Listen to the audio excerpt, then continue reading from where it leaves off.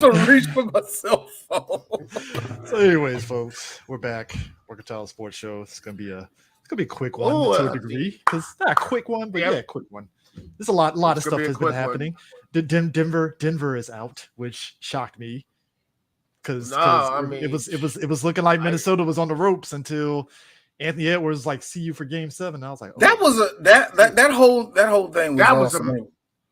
yes, that was probably one of the good games and such. You know, It really was. I The saw last bits and series, pieces. Yeah, it was one of the best. I saw clips of it. It's like those. I'm like, if you want, I feel like when you watch some of those games, you feel like, man, you wish that was the final. You know, you kind of do. You kind of do. Like it was that good. And you want you wish like, man, if this is the finals, it would have been great. But because here's but the sad part. meanwhile, yeah, Boston is coasting to the finals, and I'm like, you know what? I wanted to be poetic, and they lose in the finals. Nah. Well, honestly, you know what? I need it. First off, in my veins. First off, let's just keep it real. It's been this.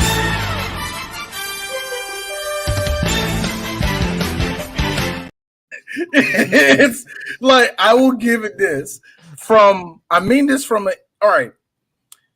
Not so much. Okay, when the blowout, all right, for the example, oh God, I hate to play another clip, but Chris. Fuck the Knicks! Fuck the Knicks! Yes. First off. Oh, I was partying. Okay. Yes. I will give the Knicks this. Man. I will give the Knicks this, and I will give Jalen Brunson and all of them this, man. Jalen Brunson played his heart out. He showed why he needs to actually be an all-star. I've been questioning his star power, how good he is for the last, real talk, since he entered the league, since there was hype around him when he was down in Dallas. I questioned him. Mm-hmm. I'm done. I'm done questioning him. I'm going to respect this injury and tried his best. He got two of his boys from college to play on the Knicks too. He set that whole thing up, and I think injuries down the line is what kind of killed the Knicks. As much as people was like, Jalen was still playing it, yeah, but like, they also on top of that, I'm gonna be real, Knicks fans, y'all didn't respect Indiana. They didn't. They didn't. Nope. Indiana. Yeah. They've been a solid squad from you got to remember, they were the only squad that was going for everybody's heads when they won the. Good Lord, that happened this season when they played the tournament and they was in the finals. Mm-hmm. That showed that little bit to me showed me that they were going to be a tough playoff team. I didn't know they was going to be conference finals, but here we fucking are, man. They're not as soft as everybody makes them out. And you know what? This is a nightmare for all those like big companies. I mean, imagine, if you will, Minnesota versus Indiana for the finals. A lot of people Lord. Dude, number one, we would love it because I like it, but no, actually, I don't like it for several reasons. But from you have to do the thing that I think a lot of sports fans in general we don't like doing is taking a step back and looking at it for what it is, entertainment. Well, that's the thing, it's basketball, because that's the reason why I got on folks about the Orlando and Orlando and who the fuck were they? Cleveland. In Cleveland. I was like, that was actually a low-key good series. It was a good basketball series. But here's the thing. A lot of people hated it because there was no star power. I'm like, what the fuck does it matter? It's a good Unfortunately, that's how it is. Like, that's why I say this season, at least the last two seasons. The war online of people being like, there's no star power, just Anthony Edwards and Halliburton. Oh my God! Then it'll be all those white people from Minnesota and Indiana. All of a sudden, we have to hear that they're rivals for some strange reason. Or so, you know what I mean? It would be ugly in the sense of that what we're not ready for. Just real talk from an entertainment standpoint. You don't want Indiana to be there. There's no big city that really looks at Indiana games. Same thing for Minnesota, despite them having Michael Jordan in the making -- 2 on their team. That's the only reason. I will give it this. They remind me of Cleveland when LeBron showed up and LeBron actually was getting people to turn. They were turning on games to see him. I will give that to Anthony Edwards. But anyway, back onto the Knicks. I felt bad. It was Game 7 where Indiana blew him out early, and DiVincenzo is just chucking the ugliest mid-rangers I have ever seen. But here's the sick part. He the only one giving it. Like, they're busted. You can tell that the Knicks were busted going into it, man. And I do not feel bad for him. Not one bit. No, I do not. I don't. But But Jalen Brunson gets my respect, bro. He really does. Yeah, man. he did. He played basically great, and and also the I think the New York Knicks can held their heads high, and you know what team will probably not held their heads high is I think Denver, because I think they I think the coach just said screw this. He's like, we're up by 20. Who cares? We still lost. I mean, that was the crazy part, because it's like Denver. They had that game gained the rights in Game 7, and I think it was a case of what went in Minnesota's favor, because this is something people don't talk about, is Karl Anthony Towns not being in foul trouble was the make or break for that series. Because if Karl Anthony Towns gets in foul trouble, you have to put everything on Rudy Gobert to do on defense. Oh yeah, I still can't believe Rudy Gobert is still in the league though. After the whole, my thing is what I'm discovering. I mean, you ain't lying, but yeah. No, what I'm discovering, dude. Defensive Player of the Year guy. Here's the thing. I was thinking to myself, what D? You don't win Defensive Player of the Year doing all like no. There've been a couple few Bammers that won Defensive Player of the Year. They had no business winning it. Kawhi, Rudy gets my Rudy. guy. Kawhi got the one time Kawhi won it was like no, you won the strongest one. Like I think not Beverly was stronger than him, but somebody else was better than him. I was like, no, you not anyway, whatever. But the point was, when I was looking at that, I was like, hold up. Maybe it's the system. And that's really what it is. It's just the system that makes them look good and all the rest of that. And sometimes that's all you need as a defender to win that fucking award. Mm-hmm. But how is it that we all say everybody, even when they giving Rudy credit, say he's a liability on defense?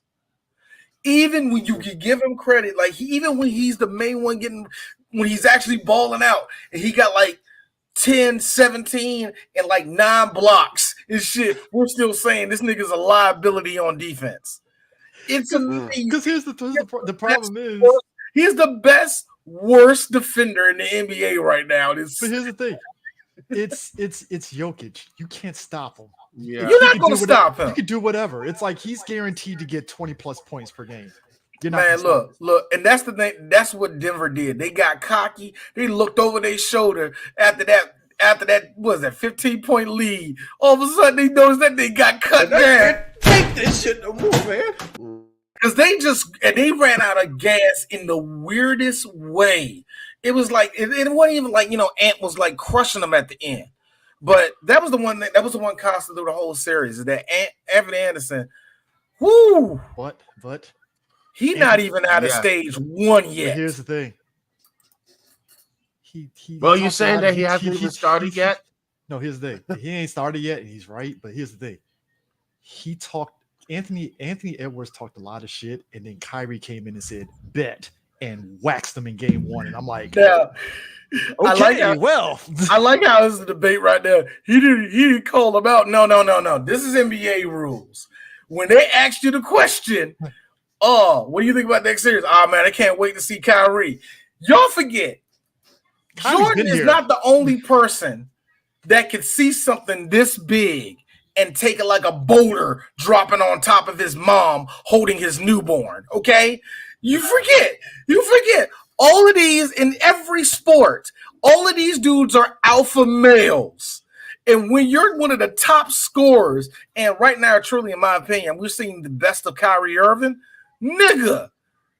Oh, you want to challenge me? No, I just said I'm excited to play you. Fuck you, nigga. Fuck you and your mama. That dude was breaking ankles in game 1. He put up 20 in just the first half. Hey, Ant, how you feel? Hey, Ant, how you feel right now? Where was the pain, Jameis? Just pain. It was pain everywhere. So we got to keep on pushing through. I mean, like after that game, I was just like, well, and that's not even talking about Kyrie's, homeboy still doing his thing too. So Luka. That's what I'm saying. That's dangerous, man. As much as I am not a big fan, and the supporting cast for Dallas is actually pretty good too. I told you, man, PJ and Lively, man. PJ and Lively, the main ones that stepped up, and I was like, dog, this team is this. I didn't want to go in rooting for this team, not at all. But I mean, when the playoffs started, I like Dallas ain't gonna make it. Woo! I think they're gonna make it. I think now, hold up. Do you see Minnesota winning these? How many games do you see? Do we still see Minnesota winning the series? Like, what do we see? It's going to go Game 7. I see it's going to go to Game 6. It's going to go Dallas again. Dallas is going to win the series at Game 7. Now, I think if Dallas goes up 3-0, Dallas. Yeah, Dallas Boston. I think it's going to be Dallas 6. It's going to be Dallas in 6. If it's Dallas Boston, the Mavericks. Yeah, Dallas, and I think Dallas wins the whole dang thing. If it's Dallas Boston, that's a Porzingis revenge tour right there. But I don't think Porzingis is going to be playing that. I think he hurt for the rest of No. He was hurt up until the tail end of the last series. Yeah, but that's what I'm saying. And he's still playing. He's playing the playoffs. Is he going to play? Come back in? He's coming. He came back in. He's coming back in. I think, like I said, I think it's going to be. I think the Mavericks are going to take the whole dang thing. They're going to win the championship. And you know what? Call me crazy. I think in the NHL, I think Dallas. It's going to be a twofer. I think it's going to be.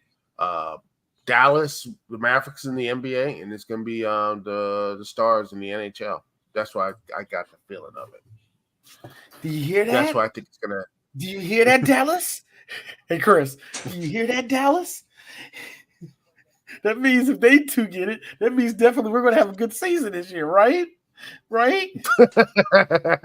Okay, D. God bless us, Jerry Jones. Huh? You're right.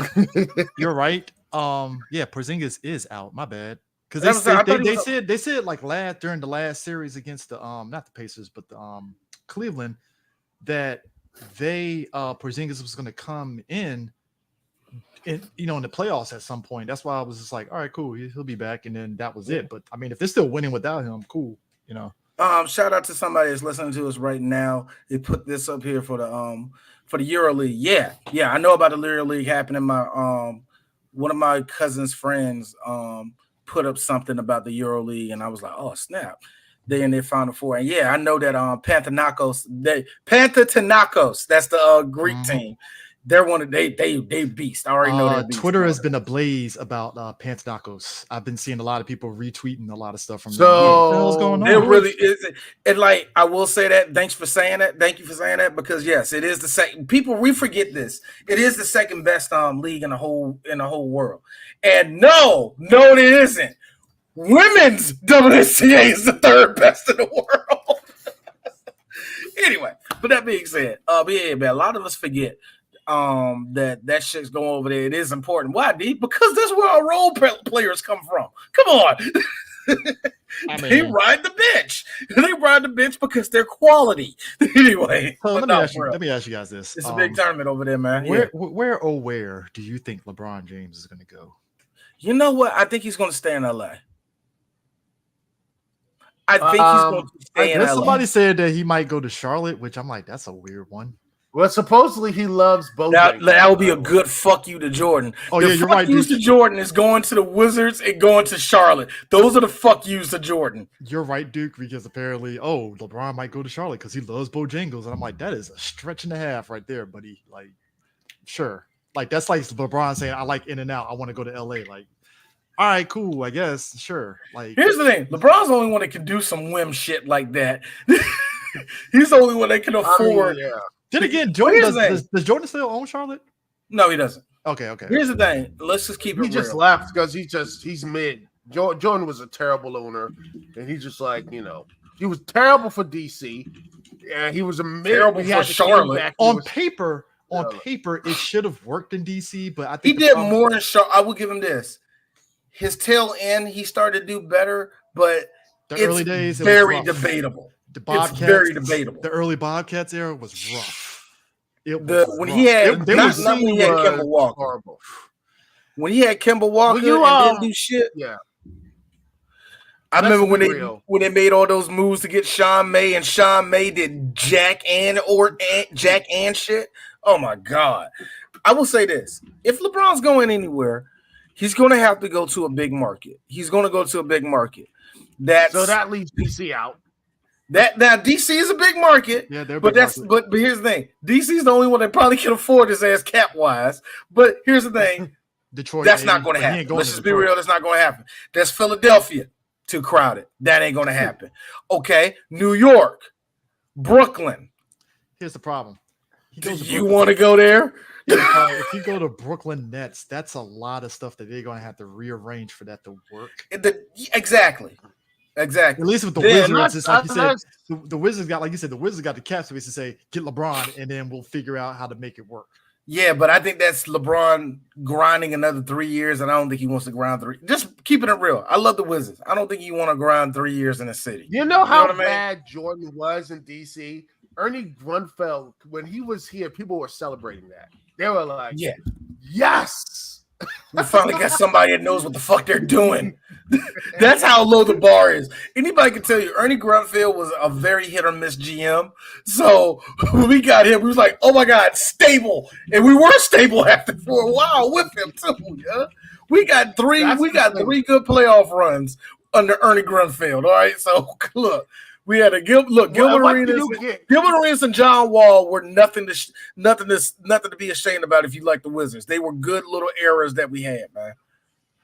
I mean, and what did we got with Michael Jordan, Kwame Brown? Well, put it this way. He ruined Kwame Brown. What's first off from Detroit? What was it? Rasheed. Rasheed said it best. Kwame Brown's best part of his career was when he went to Detroit, because Rasheed was like, yeah, we got Kwame Brown. Oh shit, he's taking the pressure off of me and fucking Ben, because we got another big dude. And it really just boiled down to Kwame had 2 mentors in Jordan and Kobe who weren't the right mentors for him. Meanwhile, you have Rasheed and Ben being better mentors for him in Detroit, and it made him a better player for it. They told him, because what he didn't like was the famous story that Gilbert said about him, which is very true, was Jerry Stackhouse, nigga, you scored 15 last year. You're going to score 12 this year. Shut up and get on the court. That's it. You're not going to score 30. When we pass you the ball, that means you're passing it to someone else. You get rebounds. You get putbacks. What are you fucking doing? Jahadi, look, it's like this. He looked at, not Jahadi, but hey, like, you know why we like Brendan? Brendan knows what we're wanting over here. When we give Brendan the ball, he knows, well, Gilbert that. That's the play. That's what you gotta do. It's like, I felt so bad for Kwame, but what happened in Detroit was they knew where to put him. Mm-hmm. They knew where to put him. It didn't really work out for Detroit like that, but Rasheed was white. Best seasons were under Detroit, man. He actually got plugged into where he went. And here's the odd thing. When Jordan got him back to be one of the Bobcats, actually not a bad year. Because he learned. But here's the thing. You know what Kwame said? Yeah, fuck this. I did 1 year. I don't want to come back. I give Kwame that. Nah. I don't want to be around Mike no more. That was enough. As soon as he saw Jordan on the sideline with them big ass pants, he was like, nah, I'm out. I was going to say Mavericks too. Mavericks is a big market. Luka, they're just as big as DC's. Here's the problem about that. Kyrie. Ooh. LeBron, Kyrie, a white mamba is the scariest thing out. It is scary. LeBron gets to be the number 3 that he wants to be. He's a number 3 at that point. He doesn't have no pressure on him. But at the work, you have to have a system that's going to complement all 3. I think they can do that. I think LeBron can do that. But here's the problem about that. That's really hit or miss. I think outside of where I said New York, LA, Dallas, DC, Philadelphia. After that is going back to Miami. Not going to happen. And after that is probably and I can't believe I'm saying this, Chicago, Detroit area. I don't think it's going to happen for either of them. But if you're Chicago, I say you go for him. Detroit, I don't know if Detroit can afford him. Detroit is going to have to unload everything. He'll be worse off with Detroit than he would be coming back to the Lakers. Sir, do you know how much the Celtics would have to give up? They would have to literally kill the whole squad that they got just to get LeBron. And I'm going to be that person. The light-skinned dude that's underneath you right here, Chris. Mm-hmm. Jason Tatum. We're down below. Everybody's downplaying this. He is on the verge of becoming a superstar. Like Jason Tatum, no bullshit, is about to be a legend in the next few years. If you look at his numbers and look at his success rate, it's on the par. It's almost on par with LeBron's. Mm. So, but the problem is like, that's not going to happen in Boston. Nah, That's going to be the issue with that is that, people are like, oh, well, he's this, that, and the other. I'm like, the issue is, I think the media, the NBA does not build up its stars well. I think there was actually an article talking about that, like the ESPNs and all that stuff. They don't build up their stars. They are terrible at building the next stars. Every time they do it, they like, oh, he's not Jordan or anything else. I mean, you could say the same thing in the NHL. Everyone's like, at least they you're not Gretzky. You're not Gretzky. Yeah. You're not going to be Crosby. But I remember they were saying that about Crosby. Now. They were saying that Crosby wasn't going to be the next Mario Lemieux. They knew he was good, but the pressure on him of being good was so unnecessary. But here's the thing I will give Sidney. He went above that shit. Him and Alex went above it. It's just Alex didn't win shit. But Sidney, he won the championship and he won. He could score. He is going to break that record. To be fair, yeah, you're right. Next year, he's going to break that record. Next year, but the NBA, you're right about that. The NBA don't hype up his stars the way it should. Jason Tatum is legit going to be a star he's already a star, but he's going to be a superstar in the next couple of years. Hopefully, he doesn't go the way of and Isaiah. Especially this is going to be his third time in the finals. Yeah, ain't this the third or second time? Look, hopefully he doesn't go the way of Isaiah Thomas, who got blown up in Boston, and then all of a sudden Boston was like, "Yeah, fuck you, IT," and I'm like, "Damn, what the hell did he do?" Like, because Boston really disposed of IT badly in the worst. You know what? Here's the thing: hindsight, I think, was bad, but in real talk, they lost nothing.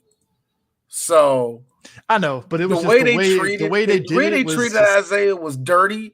But at the same time, did it really hurt the organization? The only person that hurt was Isaiah, because I think that him coming back trying to get into a system, it just didn't work. Said, got him into the playoffs. Sister died and everything. He played through it, and then boss was like, "Yeah, sorry, you're out." And I'm like, "Yeah, what? We can't deal with your depression, sir." Like, what the fuck? It was fucked up. It's like, God, I really feel that it was crazy. It was all that type of stuff. Shame, because I think he was one of the most best. I think one of the good players. That's the real thing, is that you can also say Houston, but again, much like Detroit, he'll be starting at ground zero again.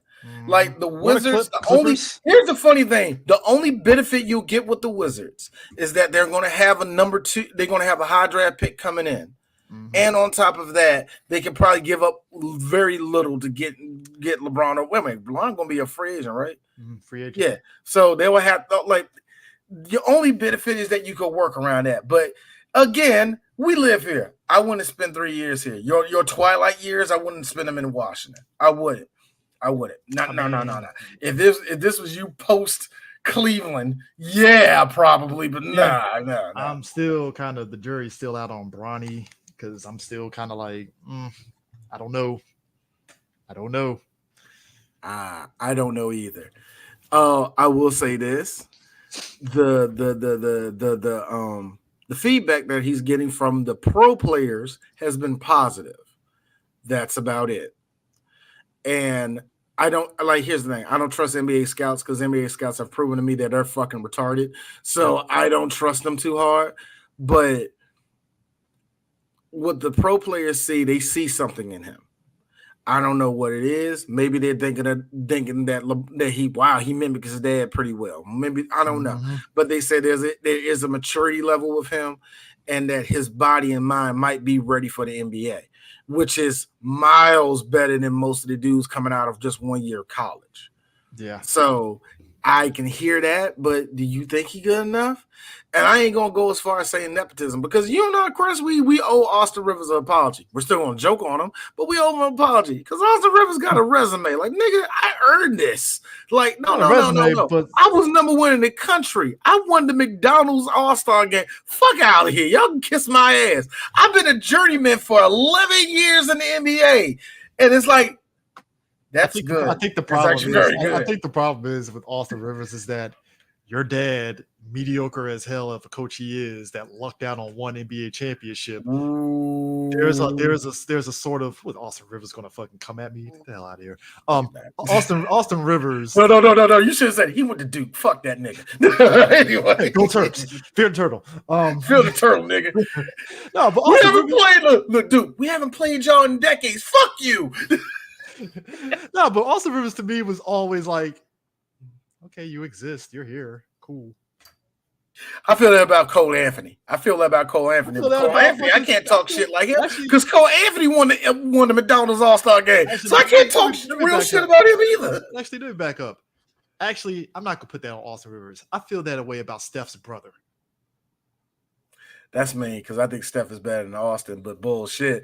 Austin got I said Steph's brother. No. See, I don't feel that way, but I should because Austin got a better record than him. Austin Rivers is just like, all right, cool.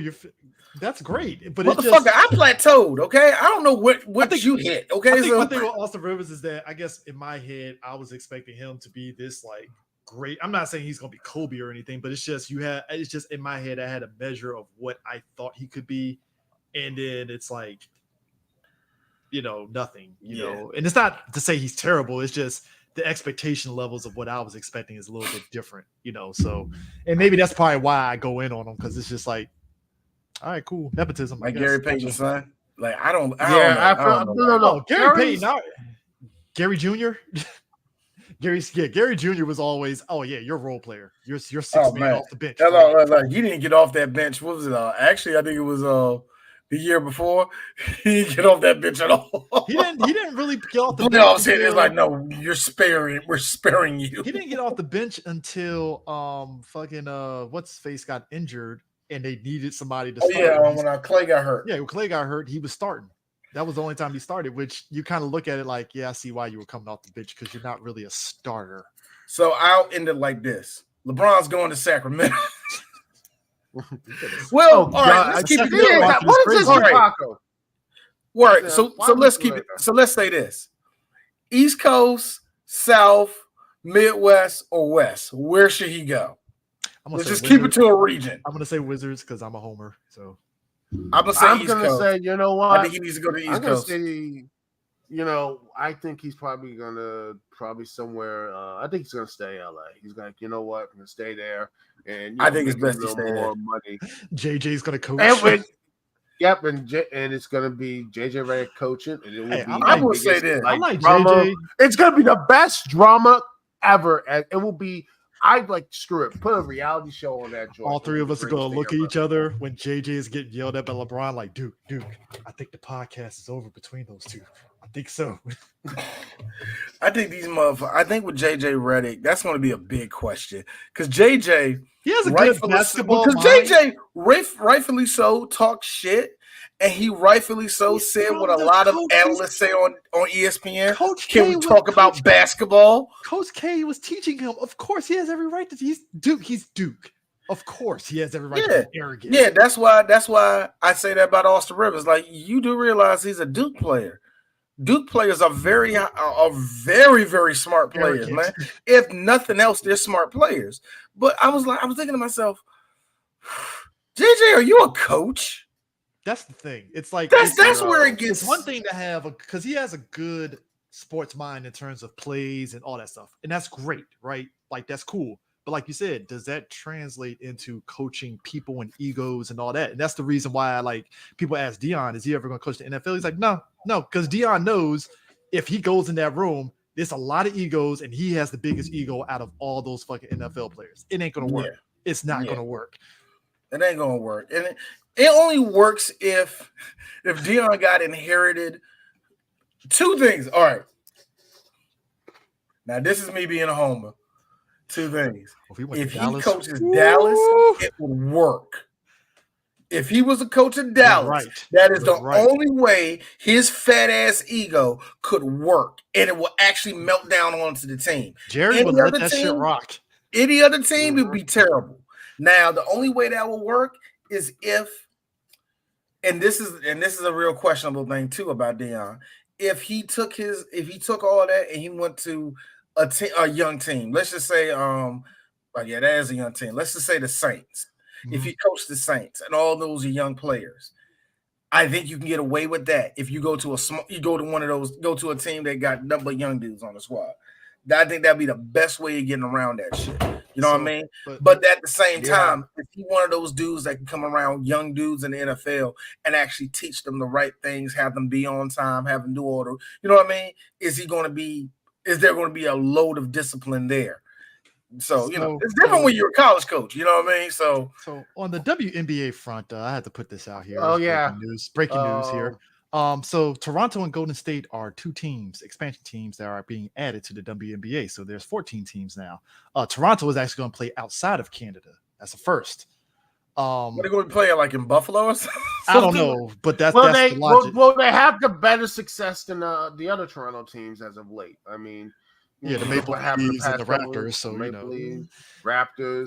I mean, recently the Blue Jays coughed up like a 6-run lead over the Nationals a couple weeks ago. Then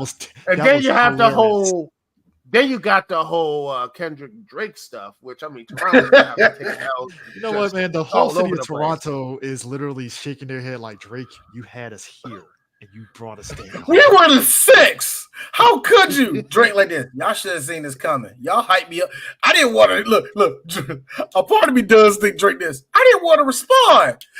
A part of me thinks that number one. But you got because of the whole Pusha T thing. Here's a funny thing. Which one was the good one? Which one was the good one? Was it the first one? Was it Family Matters? It was a one Drake joke that was good. Family Matters drop. It was a Family Matters one. I think you should have stopped right there. You should just stop. Meet the Grams. Then we got BBL Drizzy. Meet the Grams was I was like, that is a villain track right there. That is. I hate BBL Drizzy because it's not that good of a diss, and niggas act like it's stuff. Look, I don't like that. It ain't no Vaseline. Like. Nothing will ever be no Vaseline, but motherfuckers, you're right. People are acting like it's no Vaseline. I'm like, stop. Stop. No, stop. And then Not Like Us just came in. That thing is like one of the most fun songs I heard in a long while. I like it. And it's already been playing all Not Like Us. Not Like Us. I like it and I don't like it.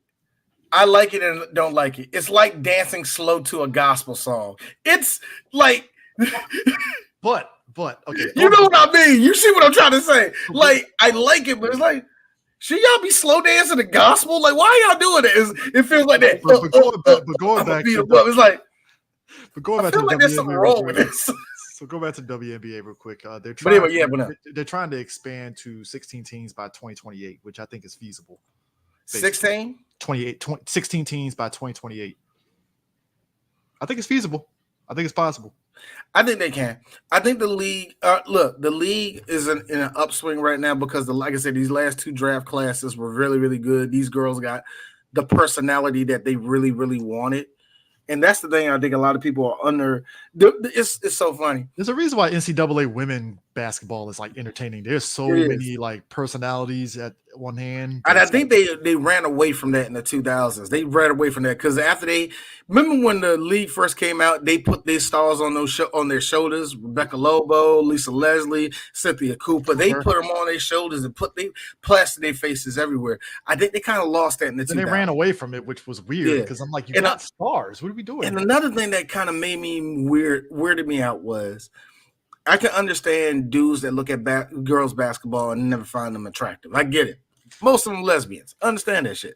But with that being said, I have this other. It weirds me out just a little bit to see pictures of all these girls looking very pretty, and everybody's taking them seriously. Because I remember in a decade before they suggested, well, won't the girls look a little bit sexy? How dare you say us to us WNBA players? You want us to wear skimpy suits and wear tight stuff for your entertainment? We're seeing how that shit works. But see, here's my thing though. I understand why. But see, I understood why they scoffed at it because it's like, hey, I want to be respected as a player. I understand where you're coming from with that, but like, yo, can you respect me as a player before we get into that? Like how I should dress kind of vibe, you know. And by the way, I laughed. I did like the jokes I saw coming out of it, where all the dudes were saying, if these WNBA girls start flying us out to games. Man, that was hilarious. I love it. But here's the problem. I hate to agree with this one girl. Why are y'all saying this? Y'all do realize that the league is 75% less. No, but somebody had a point though. They don't want your hairy dick. Ugh. But here's the funniest thing though that came out of it. One of the players put the eyes and was like, "Who said that we already are doing it?" Who that nigga? There is one dude right now. Pull up in that yag, 240 on the dash. Smart nigga, I can make a treasure out of trash. Sunny me. There's one dude right now that is living it up. There is one dude that is Omar Epps at the end of fucking Love and Basketball on the sidelines with the kid. Hey Chris, now it's time for D to be wrong and shit. Yeah. He has to have a full-time job. They ain't got the money like that. Look, it's cool. It's cool. It's cool though. It's cool though. Omar Epps did the league minimum in the NBA to get a pension, so they're fine. That ain't funny. They're fine. You think he made it? Well, you remember he was playing for the Lakers. He got injured. No. You said the league minimum to get a paycheck. Nigga, that's 5 years. You think he made 5 years in the NBA? Hey, you saw that 3-year-old kid. He made it. He retired. He's done. Hey Chris, do you think he really that his whole I forgot his name. I forgot his name in the movie, but his whole career screamed 3 years in the NBA, 1 year playing in Paris, another 2 years playing off and on in Greece and China. He screams that. And here's the funny thing: before you hit that shit, he making that money. That foreign money don't be look. You gotta play years in a country to get money. Come on now. No, when you jump from Canada to Puerto Rico to Turkey, you ain't making no scratch, nigga. I feel he rode the bench for 5 years and then bounced. I don't think he did. I'm gonna be real. I feel like he looked too happy on that sideline to be like. Hold on, that was look, Chris. That was the 2000s. What happened was he had a man up. He had a man up to Dwayne Wade, and it ruined his whole career. He's like, nah, that nigga was out in 3 years. He was already. Dude, all I'm saying is when that player posted that, I was laughing because I'm like, I mean, she might be right. There's at least there's a couple of these dudes and a couple of these girls that are getting flown out to these flown out. So yeah, just seriously, that's no bullshit, you know. Like there's a level of that. There's going to be a level of that. Now these girls start making more money. It's starting. It's from what somebody broke it down to me. It was like this. It took the NBA like years to. It basically once Jordan broke out in 94, 95, that's when the NBA in terms of the money and stuff started like skyrocketing. And with the they WNBA, really hoping that there's a girl that's going to do that. I don't know yet. No, but I don't know who the girl's going to be. But I feel Caitlin Clark and Reese and them. It's the start of that kind of slowly like getting there because like I think I said on the last episode, like one of the things about the WNBA with those players.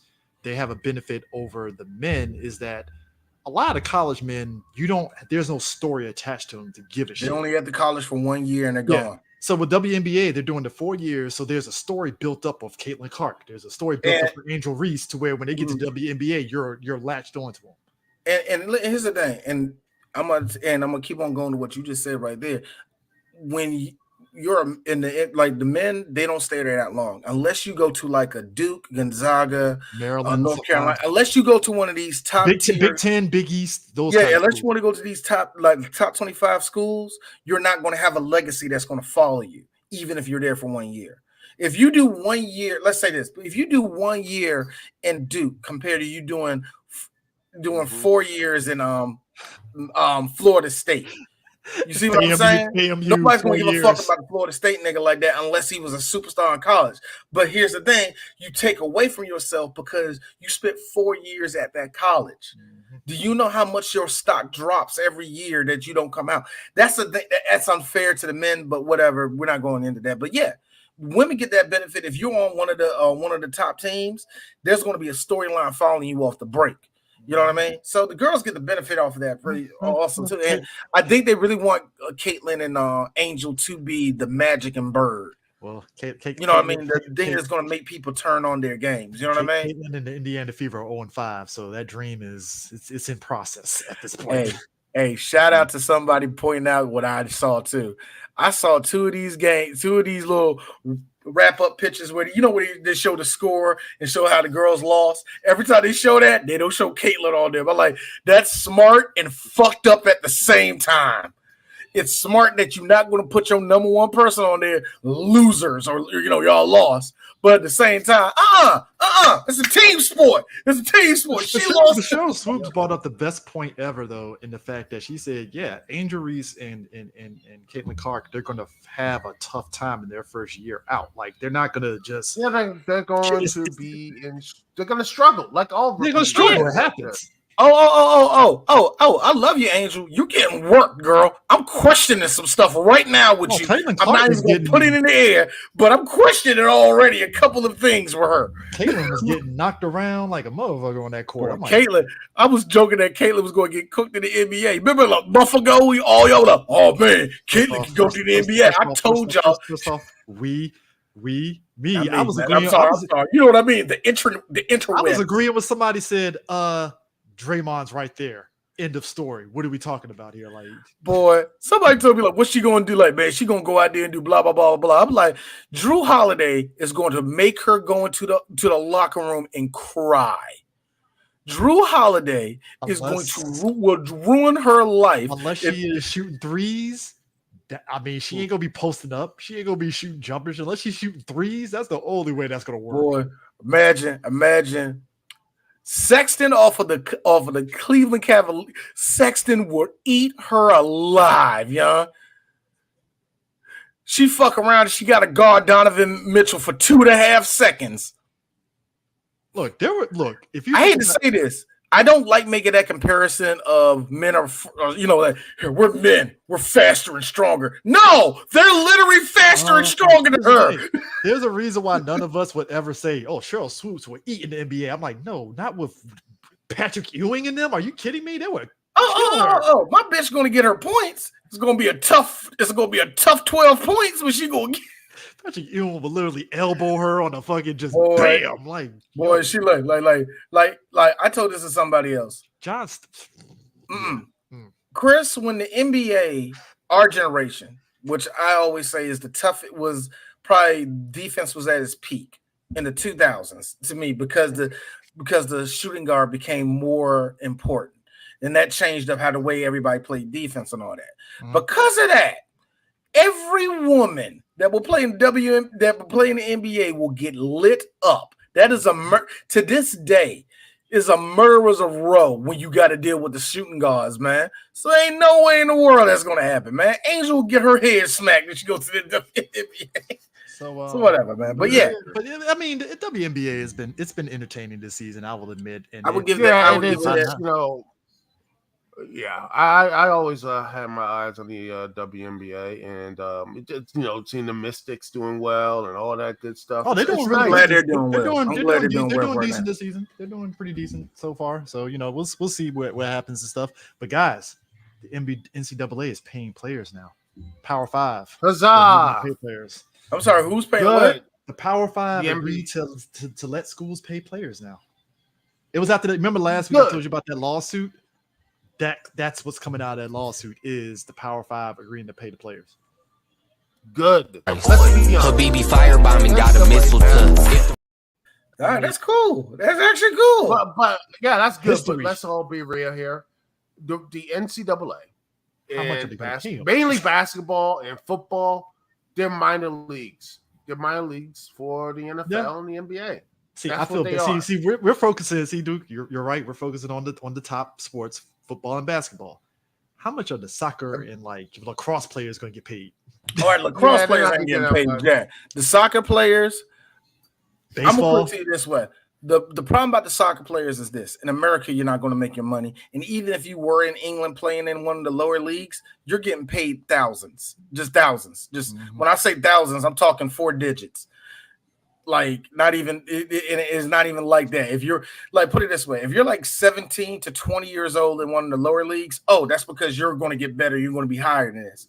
And then there's guys that are in the lower leagues. They're 36 years old, and at the end of the season, they only made about $90,000. Okay, so yes, there's just more opportunities to get paid. It doesn't mean that you're going to get paid well. You know what I mean? Exactly. If you're going to paying the soccer now, that's a good question. Actually, Duke, it is a really good question for one main reason. The Big Ten soccer is good. I know Big Ten soccer is good. I know the Pac-12 soccer is good, but how does that work? Is it Big going to East be is them? okay? You know what I'm saying? Is it going to be them too? You know what I mean? That is a good question. You know, football, basketball, I understand that shit, but no offense to the soccer players, I don't see them showing out on Saturdays. Yeah, and that rakes in billions of dollars a year. You know what I mean? Yo, you are so wrong, sir. No, they're going to get that. You're right. Shells. You're right. Shells of that. Yeah, they're not going to get. I need to know how they're going to divvy. I need to know how they're going to divvy out the money. That's my. I think basketball and football is going to be the main ones you're going to have to do. Women and men. You're going to have to do that for basketball, especially women, especially how the women showed out this year. You're going to have to pay them too. Now, yeah, lacrosse, soccer, hockey to an extent. Hold up, and we know about this at the Big Ten. Big Ten wrestling has always been a good thing. Are they going to get paid? But here's the big question, though. So you're paying the players. What are you going to do about Neil? Who? What are you going to do about the Neil deals? Well, I think honestly, that's more of a signing thing, like a signing bonus. But that's still kind of like who's going to regulate that shit now. They should have like regulatory boards in there for the first place, because if they actually, you would think, they should have like, okay, those are the people from the Neil should be like the top prospects. I'm talking about the ones who actually will have a shot to go to the NBA, NFL, MLB. There's a lot of ambiguity with all this. Exactly. But yeah, that's what I believe. That should be the ones who are like, oh, they're the top scorers, top defensemen, top this, that, and the other. Exactly. They are the top people.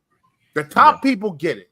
The rest will get like maybe a minimum and such like that. You know, just like. And I think, well, here's the thing: the fair thing would be to get everybody a minimum. Mm-hmm. Everybody makes the minimum no matter what. That would be the fair thing. I think that what escapes it though is that it's no longer amateur. That's the thing that escapes that. It's not considered amateur no more, yada yada yada. And this is the whole thing that's been wrapped up in any way for paying the players either. That little fucking loophole of no, they're amateur players. We don't have to play them. Well, you know, it's kind of like that's a good effing point. Yes. Most lacrosse players and soccer players, and then we're missing another sport, baseball, which SEC baseball and West Coast baseball is good. Lacrosse is very much and I've seen some Black lacrosse players in PG County. It's very middle class, upper middle class. Oh yeah, that is affluent. You can't be poor playing lacrosse. It's a lot. Look, it ain't like rugby where you can get a little kid from the hood. Yeah, man, I play wide receiver. This is where I need to be on the rugby field. I can understand rugby players going that route. You know what I mean? You get a kid from the hood, nigga was a running back, and he's like a incredible fullback in rugby. I understand that. But that stuff does translate to the NFL. There's a lot of rugby players that translate into the NFL. They get picked up by teams. Then you got, but look, I will say the only thing that bypasses baseball is that baseball is a lot like baseball gets the same benefit as basketball does in the sense of if you're really good, you're gone. Yeah. If you're really good in baseball, there's a bunch of dudes that are 19 that's like, I'm going to the minors. See you. And the funny thing is, I think we talked about this. It might have been a couple of years ago during COVID. We talked about baseball and how like minor league games gets a lot of people going. It's a lot of revenue in the minor league games. Yeah, that's the reason why it falls on ownership of where it goes. But the minor leagues, people go to those games. People see these games. They're not nothing. Those players pretty much make a decent living. They make like I said, you're seeing about 90,000, 60,000 a year, but it's still decent. I mean, hey, there are people that got like a kid, 2 kids, and they're minor league baseball players trying to make it. Like it's again, it falls under how old you are and all that. I can understand it. Like there's 2 types of minor league players to me. There are the guys that are really legit, like in their 20s, is like, I'm gonna get on the major leagues, and then you got the guys that are 36. Man, I played the majors for 15 years. I'm over here in Altoona. mean, now I will say this. I love over here playing for the nerd, Altoona Sharks or some bullshit like that. Look, I love it because all good pro players that go back to the minors, they're the most chilled people in the world. They go up to the bat, loosen shit. Oh, I got struck out. You got me, homie. Pitchers. No, here's the thing. Pitchers are dirty because some of them old dudes that go down to the minors, they become Satchel Paige out of nowhere. Like, I'm about to strike out everybody. They got like 15 strikeouts and all the rest of that. It's like, shouldn't you be playing for the Orioles? Nah. Like that. No. Yeah, they don't like my arm. Or in some cases, they said I'm too old, man. So look, my ERA is 2.36, man. Hey, look, I think I'm still good. What's the name of that shoulder surgery? The Johnny whatever. Tommy John. I'm on my second Tommy John. They don't want me. I'm done. I got my Tommy John, man. They don't want me. Man, I'm talking about rotator cuff. Look, you know when they talk to a baseball head. You know when they talk to a baseball head, they be like this. Hey, you remember that Mets game where I told him I rotated the cuff? Yeah, that. That's why they don't want you back. I'm a liability. Tommy John is a 50-50 risk. They didn't want to risk it. You're like this, like you should have been in the all. Like, why is you in the minor league all-star game? Nah, man, that's for the little niggas, man. They can have that, man. I don't need to be there. Speaking of which, so golf real quick. By the way, oh yeah, go ahead. Before I do this, I got to shout out to Brack Silver's nerd. Love that like thing on YouTube saying lacrosse players are getting paid and sold to peanut sales. I'm like, yep. Now, so on golf, Scotty Scheffler, number one player, beef with a cop who was basically delaying him on his tee time for the PGA tournament this past weekend. I loved it. Scheffler basically he didn't make the cut going into I believe Sunday. He like Saturday he basically was done. But like basically the whole thing started because he was on his way to tee time. The cop, for whatever reason, I guess he was pulling somebody else over, whatever, but it was slowing up traffic. And Scheffler was like, "The fuck, man, I'm trying to get my tee time." Him and the cop went at it. The cop, swung first. Scheffler swung back, and boom, he's in the orange jumpsuit off rip, and yet still made it to the tournament later on. And here's the funny thing. I saw two. I was a man of two things. Number one, you should have just complied. And but number two, but also I'm this Chris. But you know what? Even if he did do it, you know what I mean? Like, no, let him get to the damn. His tee time is in 15, dog. You can get your like, come on, man. Like, even if he did. Like, the funniest shit ever was all the white folks that be bigging up cops in a confused state now. Like, I don't know. Should I support the cop? Should I support Chef? No. They went to a blue screen of death. They went blue screen. It was like done. No, they went blue screen so hard on because because it's bad when fat piece of shit Whitlock goes, yeah, he should just comply with the cop. How can you say that? Yada yada yada. I don't like my own people. Why are you yelling at me? Like, I actually agree with Kevin Whitlock for a half a second. Like, hold up. Kevin made a point. Let him cook. He should have complied. Let him cook. He should have complied here. It is. Like I said, it's one of the weirdest circumstances. Like, no. Now here's the if you part. Just did what Serpico told you to do. Update though. Mm-hmm. It's looking like the cop might be in trouble because he didn't activate his body cam during the scuffle between him and Scheffler. So Scheffler, hey, the cop. Because the word racist is getting ready to come out of your mouth. It's going to be a real big issue with me.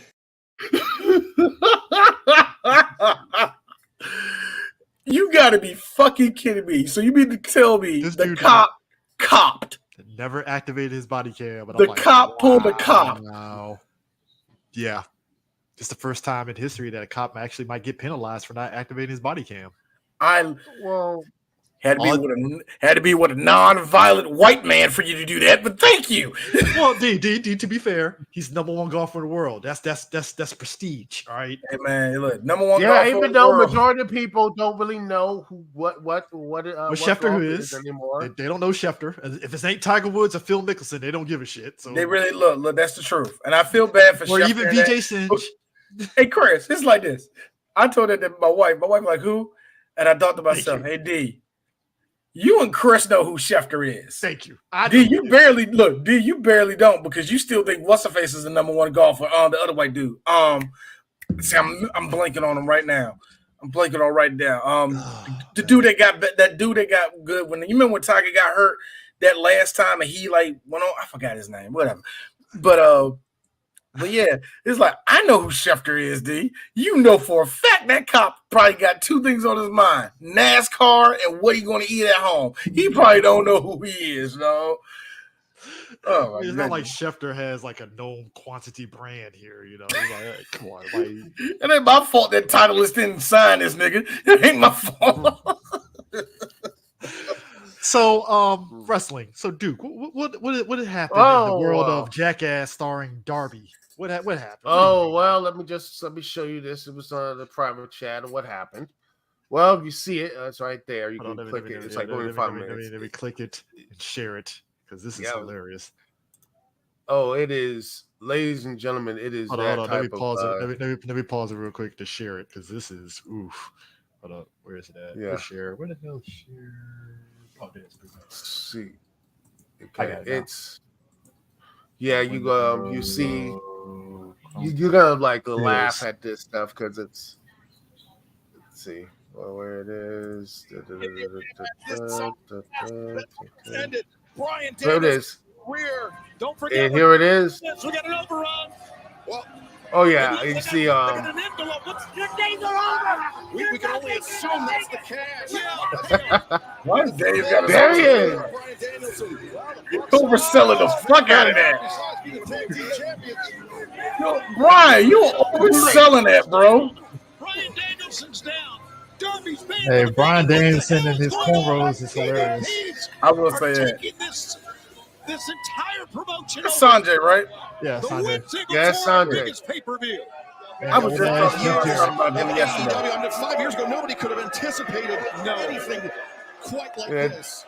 The big payoff. Jay Lethal being completely irrelevant. You love it. I love it. I like the fact that Jeff Jarrett is still gets somewhat of a pop in 2024. That's stupid. All you have to do is wave the guitar and say slap it. Yeah, there it is.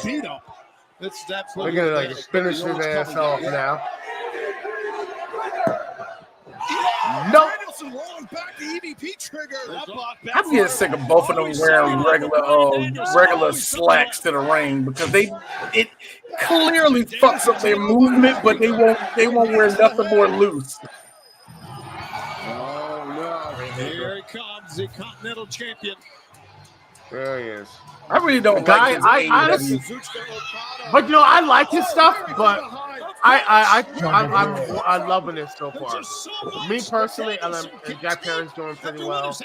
But honestly, I thought he was perfect for TNA. Actually, that's how small. But you know what? I don't like Jack Perry. You're making such effort with Jack Perry. It's weird.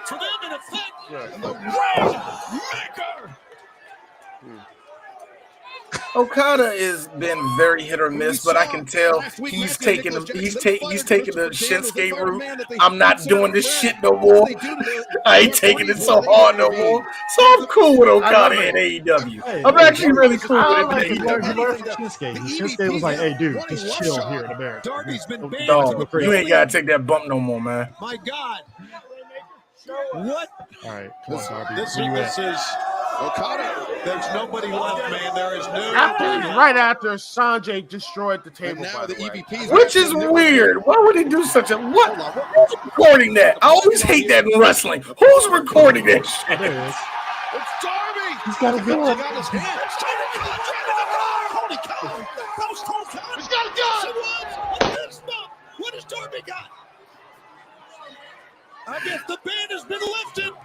the hell was in Darby's hand? I think Darby. Darby is either one of the most safest wrestlers out there, or he has concussions that really need to be checked. You say that when he has a flamethrower. He's the safest wrestler here. Here's the guy with the flamethrower.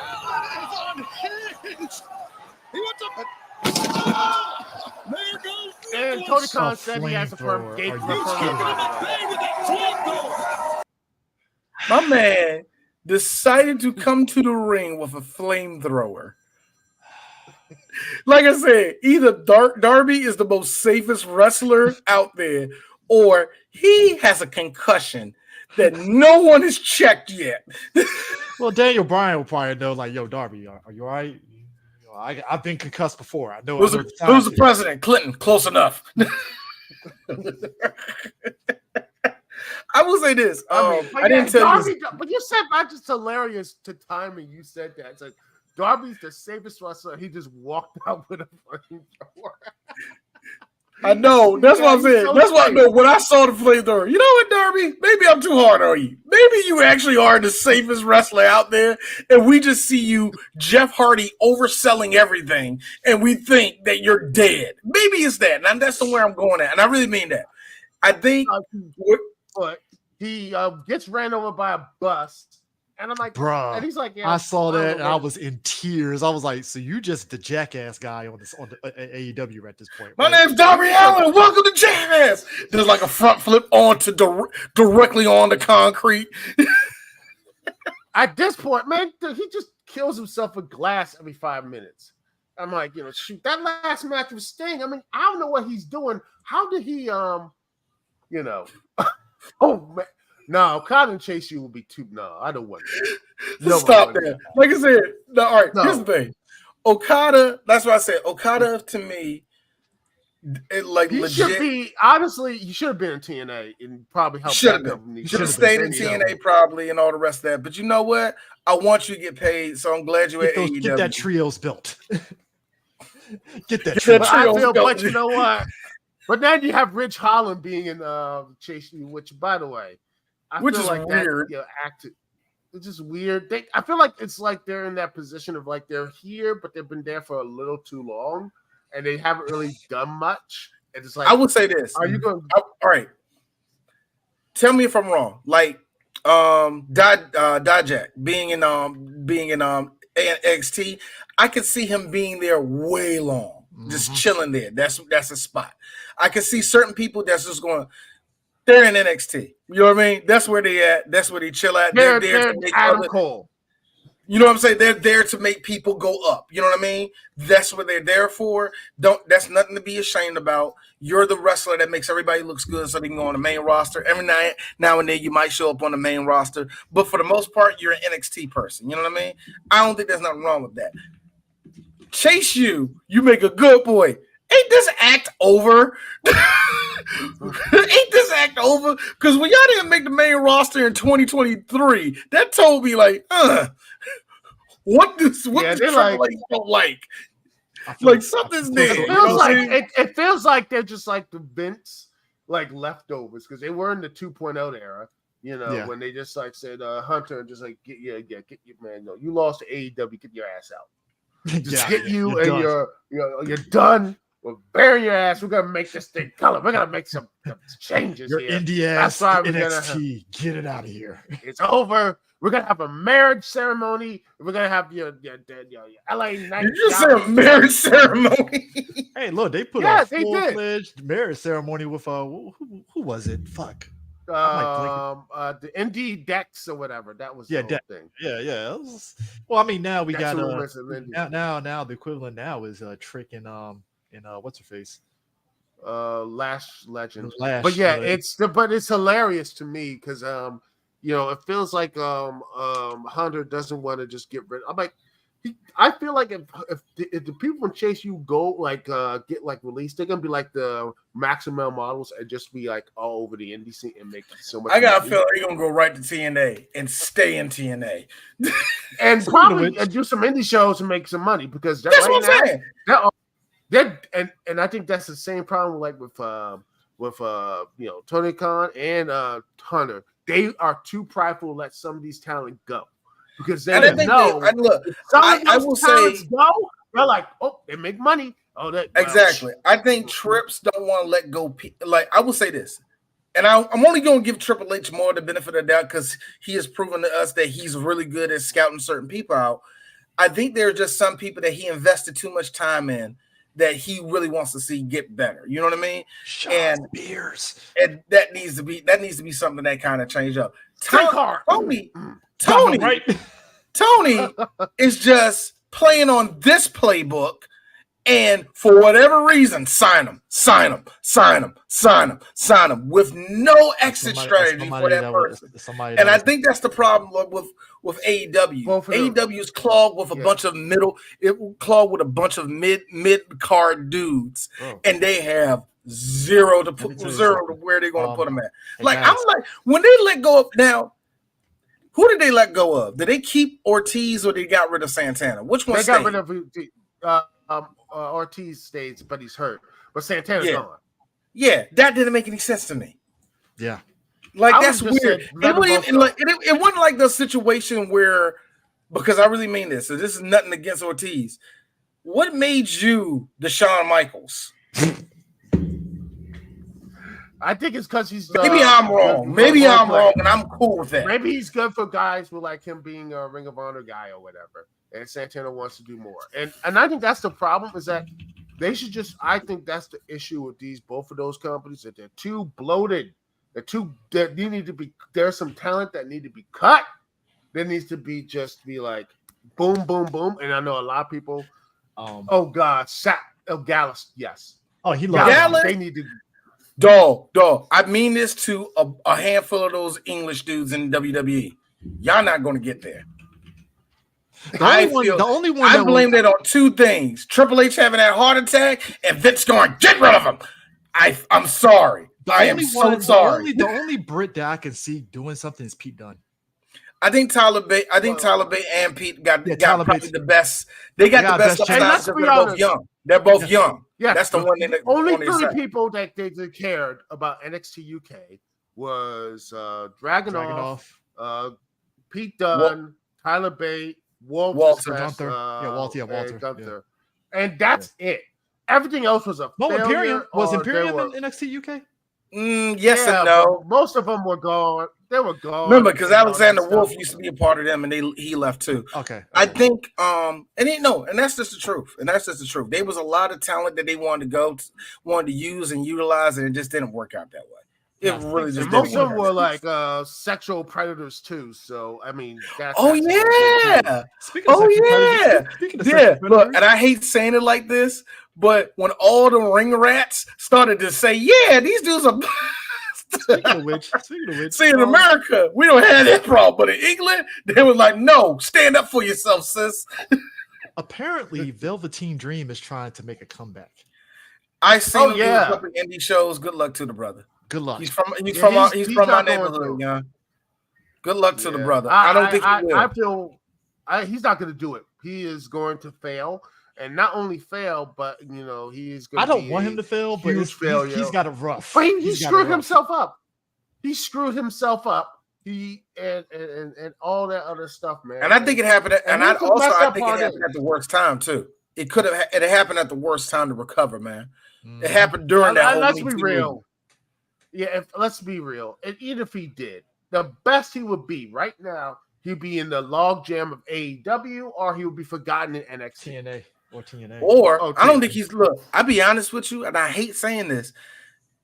Unless Triple H really wants to go out of his way and bring him back, I don't think he's smelling WWE. New Japan. I don't think he's smelling New Japan either. Because I would say that, but then again, because you got to get his name up to get to New Japan. Well, he's Velveteen Man now. But like I said, if that stuff didn't happen, at best he will be the logjam of AEW. Now that being said, though, Duke, I'm the person that's like, Marty Scurll didn't do nothing wrong. You ain't do nothing wrong. Release my nigga. Like real talk, Marty Scurll ducked down long enough, and I think his profile is high enough where it's like, get him back in the ring. I hate saying it like he's that. In AAA. Yeah. He's in AAA right now. He's in AAA and right I now. wouldn't be surprised. I really hope he can get his shit still back. Follows. He still is like over Instagram. The elite, like all of them, still follow him and all that type of stuff. So, I think there is ways to get him back. I think I wouldn't be surprised if him, RWE might bring him back. I wouldn't be surprised if they might do that because I think it would be a roll of the dice if WWE would go for him. I think he has a chance. I don't think it will happen though, but it wouldn't surprise me if you heard him saying, something big happened, and 2 days later, this nigga's in NXT. Speaking of which, it's only because WWE is big enough to take a hit like that. This motherfucker was a sex offender. All right, guys, they're big enough of a company that they can kind of get hit with an impact and get over this shit. You know what I mean?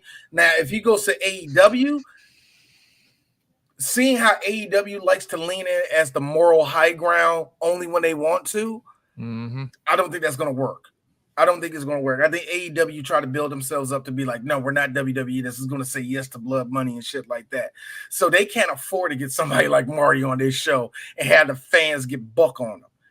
They can do that. Like I was saying, he can dodge that shit in motherfucking WWE. Funniest just a little bit. I'm not saying he's exactly going to be like that, but he can do that. But you know who's who's going to go? I mean, yes. Hold on. And yes and no, Velveteen and Major League Wrestling. I will say yes and no to that. I hope so. As a dude, like saying you from my hood, I'm gonna say yeah, but I don't know. It's gonna be Billy Corgan and NWA. He's gonna be there.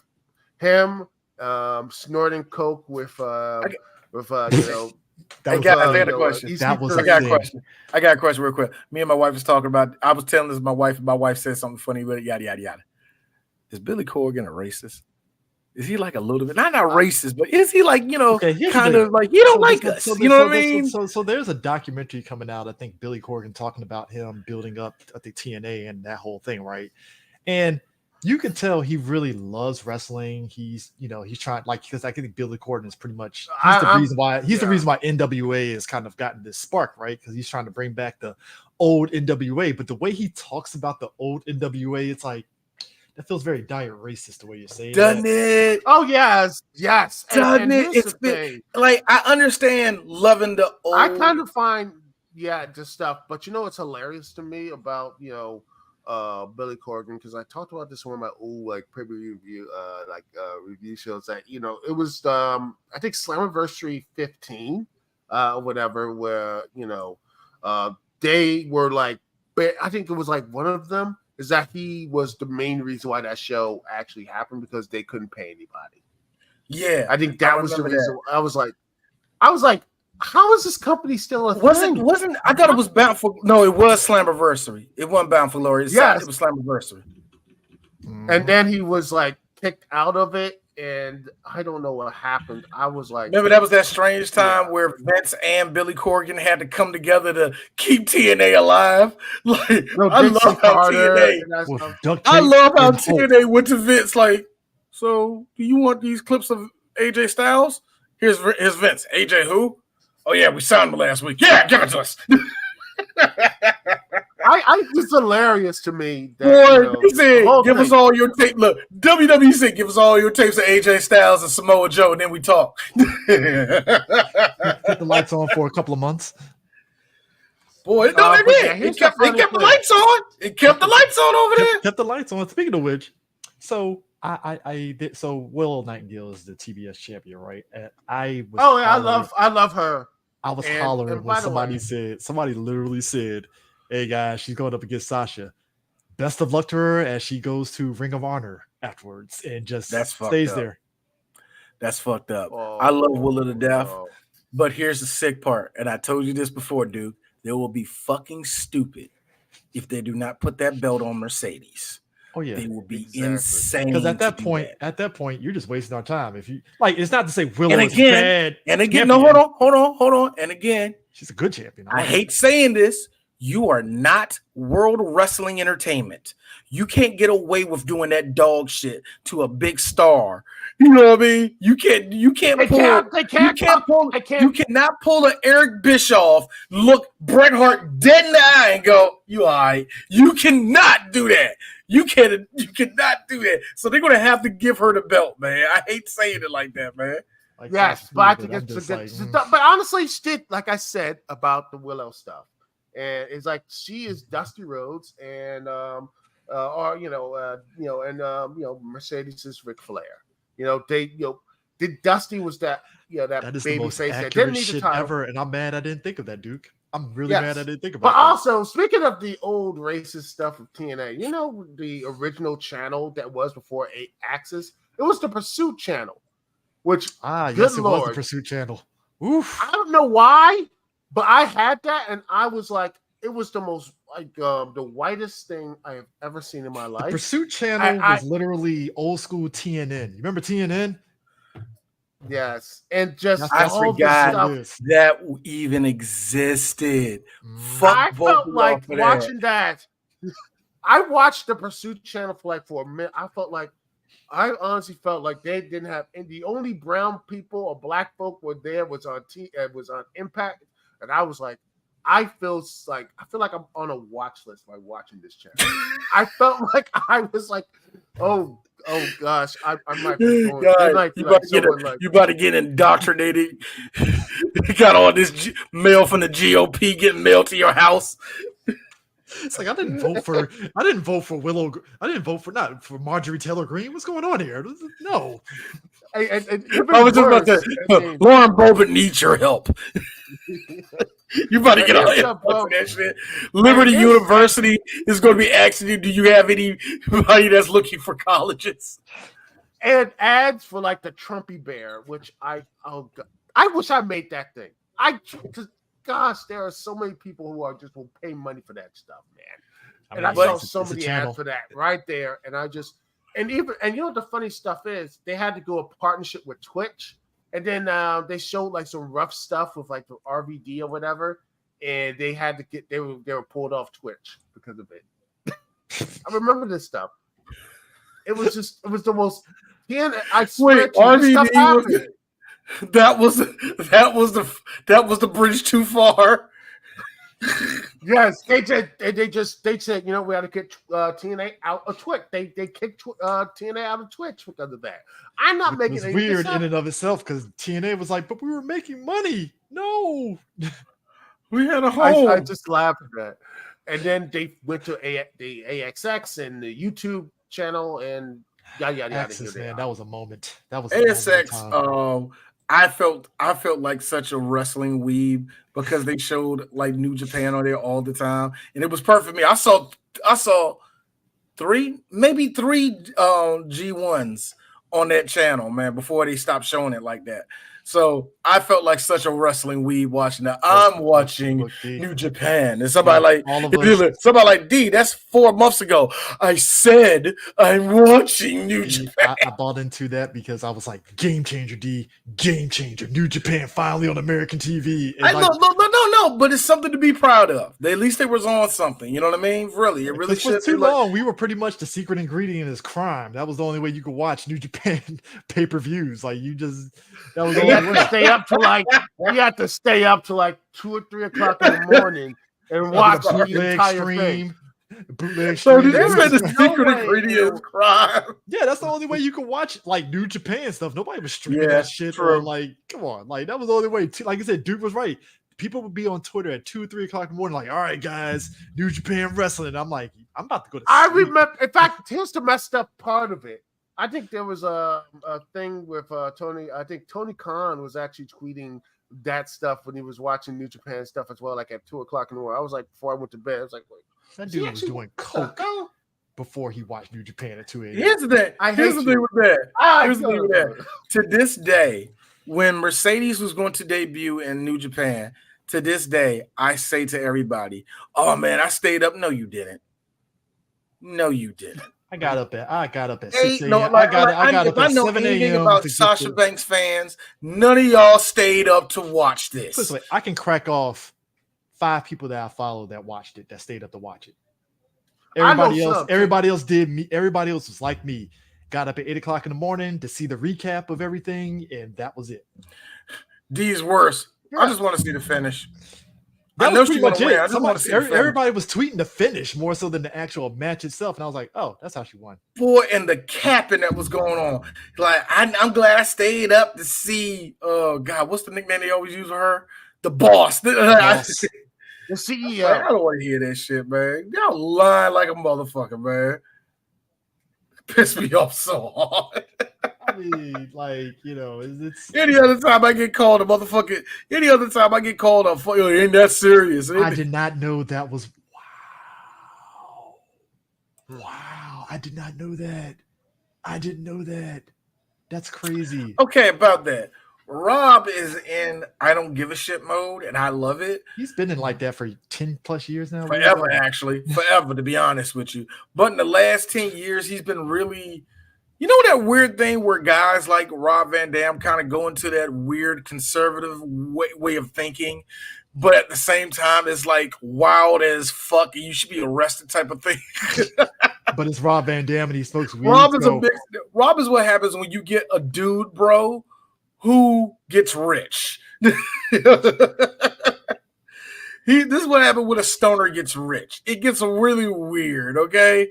But Rob brings his girl and her fake ass everywhere. So, hey, you know, look. Meanwhile, I'm gonna need everybody to chill. Somebody's brought it up about Jay, right?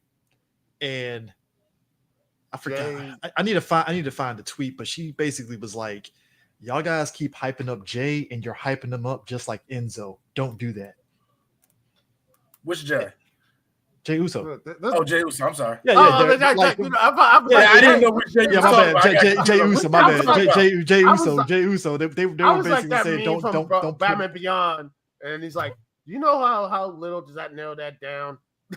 Yeah, pretty much. It's like because it's like right now. I see because at first I didn't know what she was talking about, but as she kept talking, it was like, oh shit, you're trying. Like it's basically a lot of people want WWE to manufacture a lot of noise, and it's like, well, Jay already has the crowd on his side. Why are you trying to manufacture more stuff? And it happened with Enzo. Enzo already had the crowd in the palm of his hands, and WWE was piping in more stuff. And it's like, well, why are you doing that? The crowd is already behind him. What are we doing? I feel that with Jay. What's worse with Jay is that Jay backed himself into 5 moves of doom, where our actuality is only 4: yeet, super kick, shitty frog splash, shitty spear. First off, that floss that spear is ugly. That frog splash was ugly since the Tribal Uso era. To be fair. I mean, he never really had a good frog splash, but Jimmy was better at it. Thank you. Jimmy was actually better at doing the splash than him. But to be fair, I mean, he is popular with the crowd. He is. Did Roman teach him in a drunken stupor how to spear? And people love him. I honestly said this: he should have won the King of the Ring. And heck, I would say he should have won the World Heavyweight title. It's going to Gunther. Yeah, it is going to go to Gunther. I would have the way he got it planned out. I would have had him win the world, have him the King of the Ring. A lot of people felt the that world title, and not only. Go ahead. Yeah, I would say not only should he win the King of the Ring, Jay should have won the King of the Ring. Should have beat like Damian Priest for the World Heavyweight title and have a decent run, and then have Gunther Damian beat Priest him. Deserves a decent run before we start throwing it on Jay Uso here. Let's be fair here. And because Goth Undertaker deserves a chance, sir. But you know what? The thing is, it reminds me about how over Matt Hardy was like in 2005 or 6, whatever. Yeah, when he won the belt. Just like crowd. No. He was the crowd loved him, and they didn't do anything with him. This is before all the Edge stuff and everything. Oh, yeah. Wow, he's so popular, and they just did nothing to him. This is what I think Jay Uso is basically right now.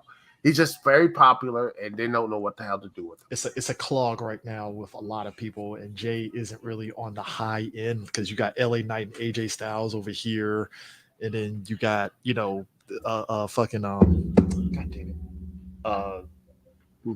God damn it, I keep forgetting his name. Shit.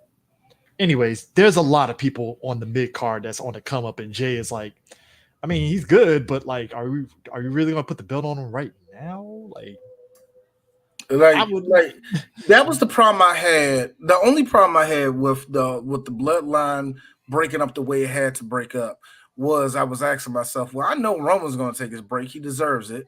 Yeah. Even though, we can make the joke and we can make the jokes. Keep it fair. Keep it fair. We can make the joke about this motherfucker don't wrestle that much. We can keep those jokes, but at the same time, no, Roman deserves to take any type of break, do whatever he wants to do at this point. Let Tom because he earned it. But at the same time, I was looking at how everybody was going to lose, win at WrestleMania, and I was thinking to myself, where does Jay fall?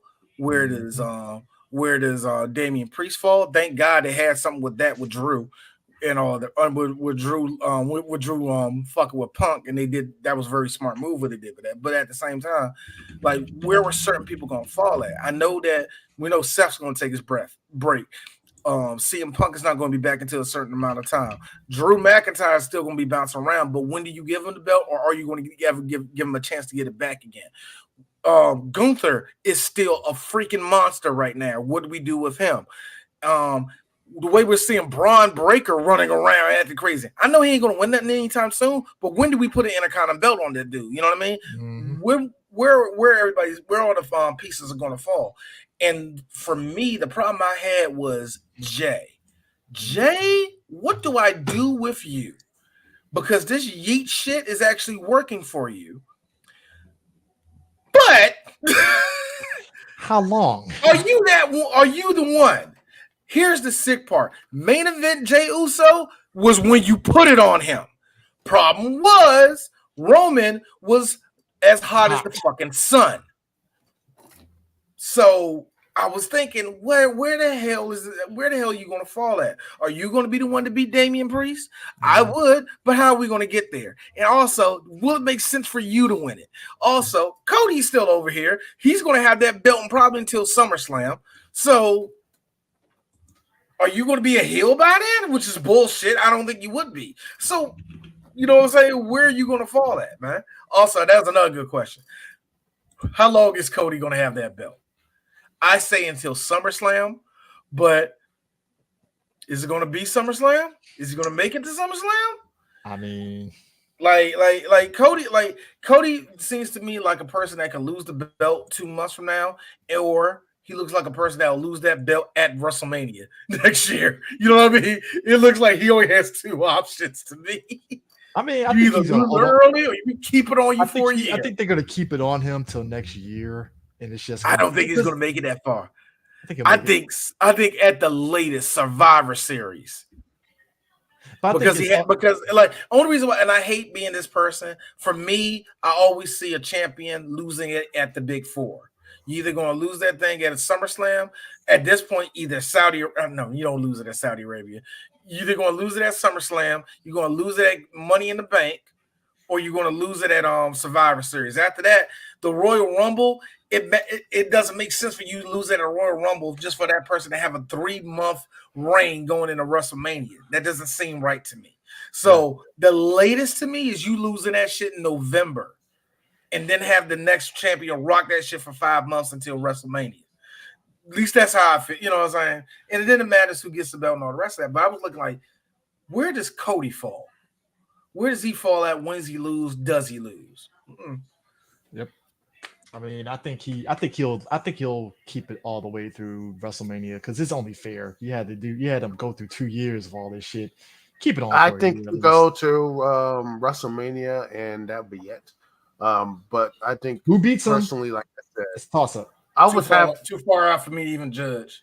Too far out for me. I would say Gunther, but Gunther. I mean, that's the thing. Yeah, that's gonna be it. Gunther, I mean, I think the issue that I'm seeing is Breaker or someone. Breaker. I don't know about Breaker. I can see. I think we all just love what he looks like, what he can do, but Breaker, I think we're overrating him. Breaker might get the USA belt, US title. Oh, he definitely needs to get a mid card. I think he'll be good as an intercontinental champion. Yeah. I mean, and I think it's kind of weird right now. Cody get the belt and everybody's already like poo-pooing, like, oh, he's the ratings. And I'm like, so we're going back to ratings again, right? all of a sudden ratings matter now. I was like, you could have just said, "Hey, I think he's not a charismatic wrestler." All right, fine, whatever. But you went to ratings. Like, a motherfucker went right to ratings, though. Yeah, it's like, come on, man. Like, it's like it's the Daniel Bryan thing all over again. It's like there are things you could probably pick apart with Daniel Bryan, but y'all went to ratings. Like, ratings don't matter anymore, folks. I hope you know that, right? Like, especially with WWE going. I think Netflix. the only thing WWE cares for, because since to me WWE speed is like only for Twitter or something like that. They know where their fucking views are coming from. You know what I mean? And I think if you have like if it does dip, that's when you see things move, like in a storyline and shit like that. Yeah, it ain't like, because that's the one thing I noticed a year ago when Vince obviously let go of the wheel. I noticed that's how they move now. If you're not getting a certain amount of clicks, a certain amount of cheers when you go in that stadium, they snatching that shit right off you. So yeah, that's why I don't know. That's why I think it's fun. Yeah, but we'll see how it all goes. Because what's the next pay-per-view that's about to pop up? Oh, it's going to be on this tomorrow, on Saturday, right? Tomorrow, right? King of the Ring, right? Is that next week? Yeah, King of the Ring is Saturday. No, Saturday. They just filmed SmackDown, and they're going to probably do it for Saturday. And then after that, there's Double or Nothing. Then King of the Ring is Saturday. Yeah. King. By the way, this is not going to be forever. These Saturday pay-per-views are not going to be there forever because, I think Dana White saying, no, we're moving all that stuff to Sunday. He's like, we're going to do the UFC on Saturday and, Power Slap, whatever, on Friday. And then Sunday is the WWE stuff. What's going on? What's going on, Dana? So no 2-day pay-per-views. Are you losing more money than we think you are? Probably. Because there was talks about that. I mean, look. You know what's even more funny? The fact that people are fearing that Logan Paul can actually beat Cody Rhodes. I'm like, no, that would be suicide for WWE to put the belt on Logan Paul. Like, if it was Vince, might believe it. I might believe he would do some crazy shit like that. But it's like, nah, that would be bad. Like, the thing about it is, Logan has proven the one thing that a lot of wrestlers would love to be in, and that's having the pull of Kurt Hennig. Meaning that I can lose a match and still look like $1 billion. There's been niggas that have been wrestling for 20 years, they can't get that. And Logan has that, where Logan can lose and you be like, when next time you going to wrestle? And he wins, it's like, I told you he that dude. Like, shut up. I'm gonna laugh if that's that Miz pull. Miz has that same pull. It took Miz a little bit longer because it happened during the PG era and nothing pleased us in the PG era. I mean, I was a Miz mark because the real world, so it was nice to see all that. I didn't like the Miz. I didn't like the Miz until he won Money in the Bank. When he won Money in the Bank, I was like, you know what, Mike? I've been too hard on you. I actually kind of like harsh. That I may have treated you too harshly. What is that? It's like what Thanos says. Perhaps I treated you too harshly. Let me ask y'all guys this before we go. I kind of want Nia Jax to win the Queen of the Ring. I do. Yes. I really do want her to win. I want her to win. I want her to win. Does. I have said it. I have said this over and over again. She's embracing what I wanted her to be. Oh my God. Bitch, you finally get it. I told you, certain wrestlers, they get to a point where it clicks in their head. Either they're going to go all the way in their gimmick or they're going to go all the way into the wacky bag that is professional wrestling. And sometimes when you go into that bag of wacky wrestling, wackiness, you bring out your real personality, you bring out your real skill as a wrestler, how you can connect with the crowd. Hers is the fact that everybody has been calling her trash in the ring for years, so she's finally embracing it, and she's putting on some of the best matches she has ever. It's great. It is. Look, I thought she finally knows how to yell at the fans properly. She ain't going by and that's another thing. I think she's not going by a set script no more. I think that's the other thing that's helping her. And so I think she just bought into who the fuck she is. I'm not going to be Bull Nakano. I'm not going to be her. I got to be Nia Jax. This bitch better win. She better win. And she better win. And she better win at SummerSlam too. I like her. I actually like Nia now. When she beat Jade and Bianca Belair, I was like, oh, she might win Queen of the Ring now. Okay. I'm with so this. who's yeah, man. It's Lyra and Nia for Queen of the Ring. All right, look. Nia, what's the face name winning? Lyra ain't winning. Lyra ain't winning. I like her, but like, here's the funny thing about all right, now, Duke, that's the one thing. The girls didn't get the hammer of Damocles that the British girls didn't get the full hammer of Damocles. Nah, they didn't. What happened with them is they got exposed of being you're only going to be this or you're only going to be that. A lot of them got exposed. You're going to be one of the two basic girls when you get up here. You know what I mean? Either you're going to be a worker or you're going to be a heel. It's one of the two. Go in between on this. Yeah, she's a little bit in between. Also, I'm gonna say this. My nigga Gunther said Jenny's off. She about to have my children. She's not going to be wrestling no more. And I think that kind of fucked up WWE shit. About to get this. Look, we about to get this bony bitch everything too. Boy, I bet Trips was pissed off when Jenny got married. So you're not wrestling no more? Nah, it's the Diddy and old boy staring at each other. That's him looking at Gunther like, you're lucky you're good. You're lucky you're good. You're lucky I like you. Boy, Vince would have fired your ass. If Vince liked Jenny and you married her, he would have fired you. Oh, no. He would have done something worse. That's the truth. No. He would have did something worse. Remember what he did to Cross, where that silly helmet? Man, he'll be in Lederhosen. Boy, dancing. you put him in Lederhosen. No. You know what he would have did? Go there. Come here. I got a question. Do you like the colors black and red? Mr. McMahon, I think I know where you're. No. How about wearing this hat? Vince would have had him going out there. Here's the sick part. Vince would have had all of Imperium going out there looking like some SS soldiers. Ludwig would have ate. Ludwig would have ate it. If Ludwig would walked out there in Nazi garb, woo! Look. Bruise everywhere, but he would have ate. Look, it's already enough Gunther was eating with that SS jacket that he had on at WrestleMania. I was like, oh man, that fucking trench coat, man. Oh, I love that coat, man. Oh man, but no, Vince was like, we'll put a band around that. No, we're not putting band. Put a band on the arm. Let's see how that goes. Put a red band. We're not going to put symbols on it, but it's going to be symbols. It's going to be red. Funny, why don't you put some medals on that? New Day looking at Vince put that like that. That's a winged eagle. That's what this whole thing here. Look, it's just a regular winged eagle. It's not like it's reminding you of anything. Like all the black wrestlers and Sammy looking at Vince like, really, Vince? Actually, really? no. Here's Vince. Why are you looking at me like that? None of you are Jewish in here. Yeah. Hold on. Here, look. Everybody get quiet. Here's motherfucking Xavier. Well, he got a point. Ain't nobody Jewish in this motherfucker.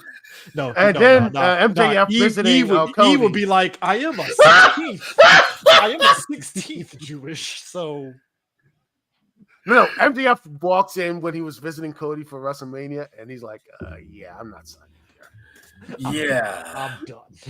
So nothing's changed. Nothing changed here. No. You know what? Look, here's the sick part.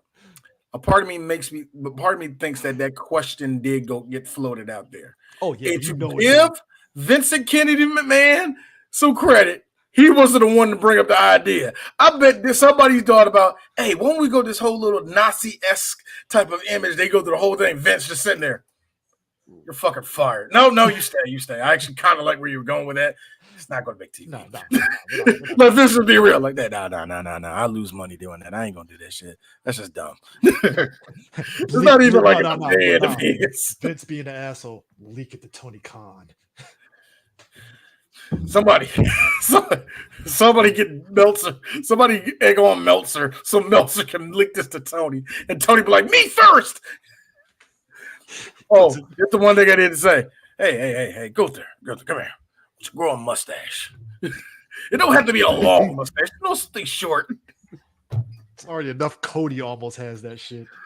Cody, look, I always question everybody that goes with the Adolf. I question any person that goes with the Adolf. Cody did that. I was like, bro. Michael Jordan did it, and it was the stupidest thing ever. Remember when Michael Jordan had the little Adolf mustache? Oh yeah, in the Haynes commercial. Was it the Haynes commercial? Damn. Oh, damn! I forgot about that. That's what I'm saying. Like, I always question any man that gets the Adolf. So. Who says, "Hey, yo, cut it just nose length"? Like, I mean, you know. All right, that's enough of that. But anyways, so before we go, just one question. That's what we're going for. You're going for Minnesota, Boston, right, Duke, or you going Dallas, Boston? I'm saying Dallas and Boston. Dallas wins the whole thing. Yeah, Dallas, Boston, same. I'm going for that. I think Boston's going to win it. I think Boston has the juice to win it. I just want the tears. Boston gets to be annoying again. No. See, I think they can win it. See. I want the tears of Michael Rappaport, like when Boston loses. That's what I want. See, everybody thinks Michael Rappaport is a Knicks fan, but no, he's a Boston fan. I want the more tears. Importantly, here's the thing. More importantly, I agree with that. More importantly, I really want. Because I really feel as like I don't hate Boston that much. I don't think I have this weird feeling that this is probably the best time for Luka to win a championship. Oh yeah, this is the opening right here. I feel like that door is going to come closing shut very quickly. So I something that's telling me that if you don't win it within the next like 3 or 4 years, that's it. Luka's never winning that shit. So I think he has to win this one, and more importantly. I think this is Kyrie's. Like, this is for Kyrie. Like, Kyrie, you proven it, man. Like, I think you're the last of the millennials in the league. And I think you're going to be the good wrap up for your generation. It's the Dirk situation with Luka. It's like, bro, Dirk had that opening, and when he won it, it's like, I'm done. Now, Luka, on the other hand, from here on out, guys, doing long range jumpers and medium defense. Luka is young, so if he wins, it's like, all right, you won it. What's the next step after that? And True. And personally, I'm not even thinking that far, but I really do have this feeling. If White Mamba don't win this in the next couple of years, that's it. Unless he's like a number 3, and know what I said, not a number 2. Unless he's a third option on a championship winning team long down the line, I don't think he's going to win a championship if he doesn't win in the next, like I said, next couple of years. So. Yeah. All right. So I think that's the next time you're gonna hear us. Actually, I feel as though we're getting to that time, Chris, that we need to do like 4 or 5 movies because it's about to be the summertime and we ain't gonna have no content. Summertime. Hey, look, I know one thing. The one movie that we are gonna do is James Woods and Lou Gossett Jr. What was it? Dickstown. Okay.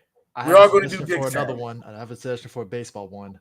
Dennis Quaid's The Rookie. Do you really? I kind of like it a little bit. It's prototypical base. It's a prototypical. I know. Sports movie. I hate prototypical baseball movies. The old man that gets another shot and it's based on a true story. I'm like, here's look. I'll do The Rookie before The Natural. Of course. So you got that. If you build it, they will come. You know what? I don't want to do Field of Dreams for one reason. Cry, Duke. You trying to make me cry? No, I don't want to do like okay. The reason I don't want to do The Rookie is the same reason I want to do The Natural or Field of Dreams, because it goes into baseball, the purity of baseball, when men can just get on the field and throw a ball. It was the pastime of America, Americana, beautifulness. White people, baseball, tradition. It feels like one of those movies, man. Actually, the funniest video that I saw, and this is white dude on IG. I think he does TikTok too. He said a fan going back in time to see his favorite baseball player, and I knew where he was going.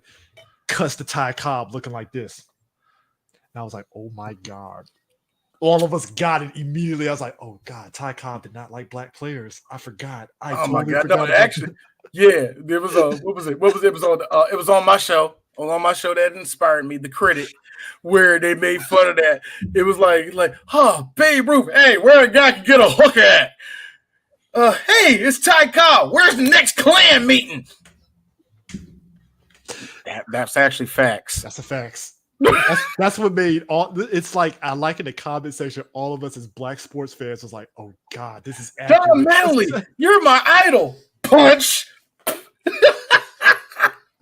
Dude, just the fact that people forget because everybody Don Manley. I forgot who you said it was. People put Ty Cobb on this. I was like, he didn't like black folks, right? Like Ty Cobb, the Georgia Peach. Yeah, I know his nickname, the Georgia Peach.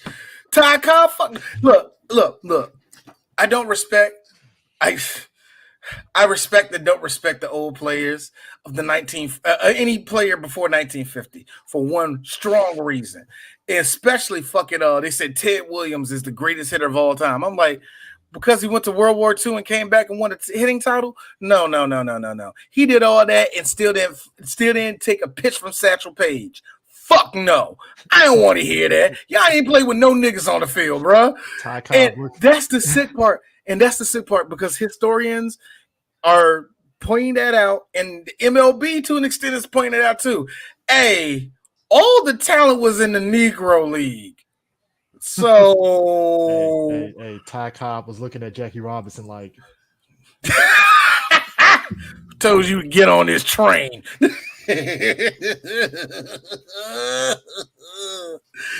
Boy, I think he needs to sit in the back. This is exactly why we don't talk to him till game time. This is why us as black folks, we have a time period. We'll go all the way back to like 1980 at the furthest, and that's it. We ain't going. No, that was so funny. Maybe the 70s. Like, maybe the 70s. We said all three, like, so when we go back, I remember you and I, like, you stopped at 80. DJ Sue said, I don't know what I'm with. And I was like, yeah, you're right, 1980. You know what? No, I'm fucking with fate. 1988. I think it's a good time for me.